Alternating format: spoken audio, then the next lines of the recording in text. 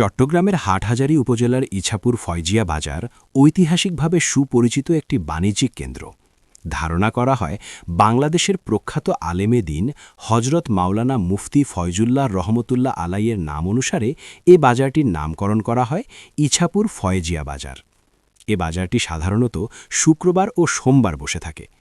এই বাজারটির প্রধান বৈশিষ্ট্য হল স্থানীয় কৃষকদের উৎপাদিত টাটকা শাকসবজি এবং নিত্য প্রয়োজনীয় সকল পণ্য এখানে পাওয়া যায়। হাটহাজারী রাঙামাটি মহাসড়কের দুই পাশে এ বাজার বসে, যার ফলে সহজে কেনাকাটা করা যায়। বাজার ঘুরে দেখা যায় টাটকা শাকসবজির সমারোহ। স্থানীয় কৃষকদের উৎপাদিত নানা ধরনের সবজি সকাল থেকে রাত পর্যন্ত এখানে বিক্রি হচ্ছে জমজমাট পরিবেশে। ভোর হতেই গ্রামের কৃষকেরা তাদের জমি থেকে তুলে আনা টাটকা লাউ, তরমুজ, কুমড়া, বেগুন, টমেটো, শিম, করলা ও বিভিন্ন ধরনের সবজি নিয়ে হাজির হন বাজারে।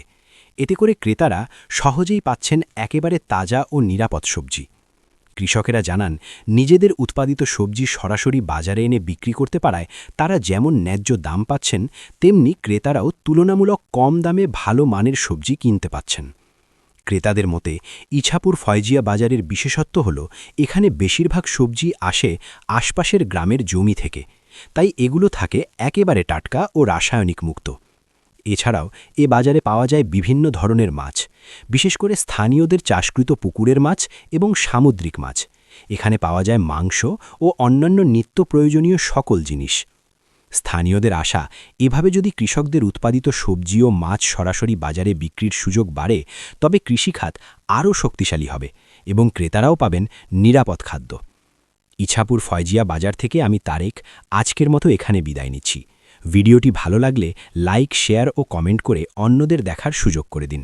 সকলকে ধন্যবাদ।